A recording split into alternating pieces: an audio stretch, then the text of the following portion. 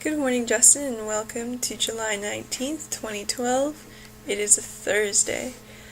Since the last time I talked to you, not really much has happened. One of my employees called me up yesterday, and it was around 1:30, 1:40 when he called. He was like, "Hey, can you take a shift for me from 2 to 3?" And I was like, "You're gonna give me 20 minutes to get changed into my lifeguard uniform, get up there, and begin work." And I was just like, yeah, sure, I'll do that for you.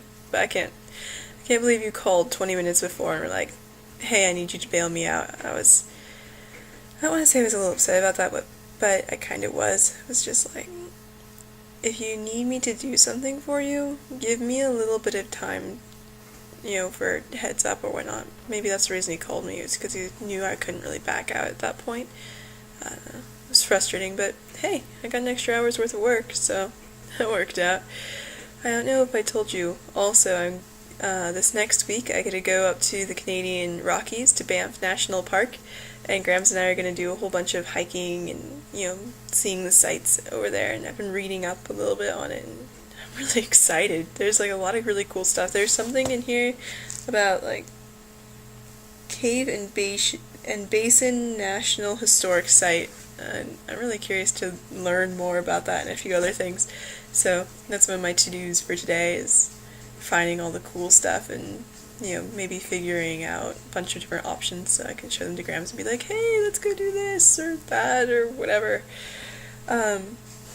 Yeah, I told you a while ago that, my last video, that I'd been spending time with my friends playing Magic and whatnot, and one of my friends made me a blue-red deck. So I was wondering if you would like to play with me sometime over Skype. I don't know if you have time to do that, and I know I will be gone for the next week. But if you want to do that, let me know. Let's see, what else have I been doing? I've been reading a bit. I'm reading the Lewis and Clark journals, which can be found for free online. Awesome.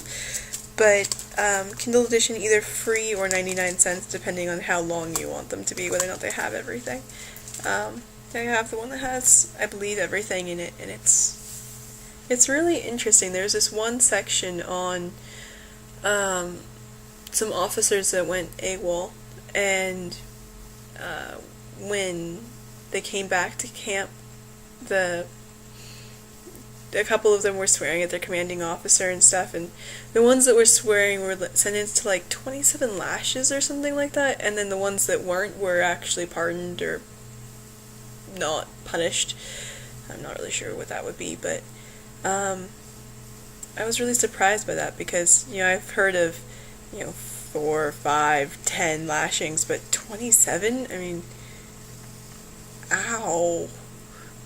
I didn't even know how much skin you would have left on your back after that. Would it really remove all that much? Would it just welt? Would it tear into it? I don't know. I guess it's nice living in this first world country. But I was really surprised by it. One other thing that's really interesting about it is they speak differently. And not just because they use different words, which they do somewhat, it's just they use them in different ways. We have the same words, they have different sentence structure and different ways of thinking, I think, also. And it's really, really interesting to read. I really get the feeling that though they were written down, they'd be much better read, spoken out.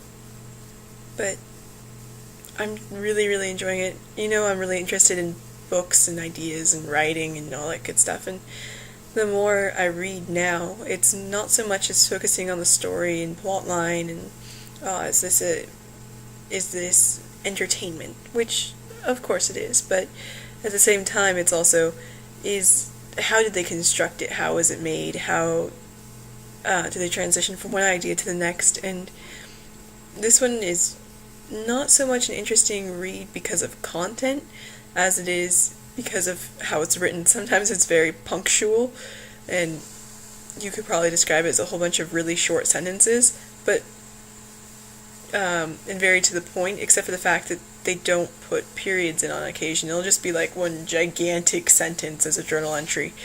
But it doesn't really affect how it's read most of the time.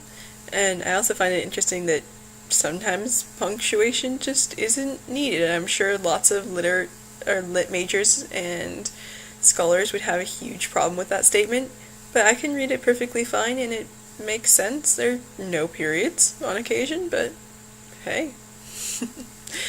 I hope you have a great next week. I love you and goodbye.